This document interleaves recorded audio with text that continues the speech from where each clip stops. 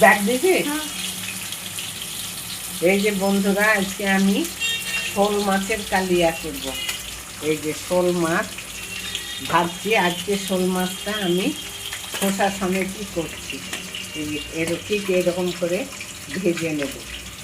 আর ভাজতে দিয়েছি। আর এই যে এই কথাতে শোল মাছটা বিশাল বড়, আপনারা দেখতে থাকুন।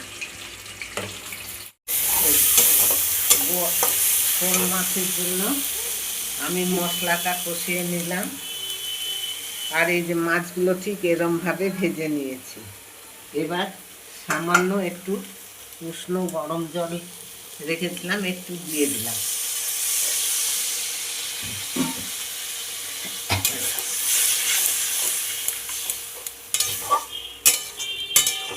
গন্ধটা কেমন বেরিয়েছে বল? দারুন, একদম চিকেন কষার মতো।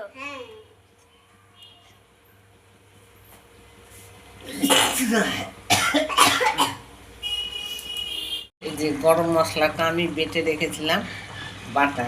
আমি গরম মশলা ঠিক এরকমভাবে বেটে রেখে দিই কৌটোর মধ্যে, টিফিন বাটিতে। জিনিসটাও ভালো ইয়ে করে, শিলপাটাতে বাটা। আমার শোল মাছ হয়ে গেল। এবার শোল মাছ আমি নামিয়ে নেব।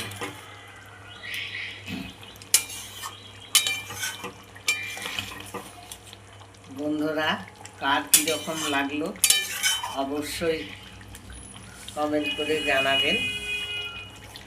মাছগুলো কিন্তু দারুণ মাছ। আর মাছটা যখন নিয়ে আসে একদম মাছটা নড়ছিল, টেস্ট হবেও সেই রকম। এই যে মাছের পিসগুলো দেখেছেন কত সুন্দর। আমার শোল মাছ রান্না হলো। কালারটা কার কীরকম লাগলো অবশ্যই কমেন্ট করে জানাবেন। গরম ভাতের সঙ্গে দারুণ লাগে। আপনারাও নিশ্চয়ই এরকমভাবে রান্না করে খান। ভালো থাকবেন, সুস্থ থাকবেন। আবার আপনাদের সঙ্গে দেখা হবে পরের ভিডিও নিয়ে।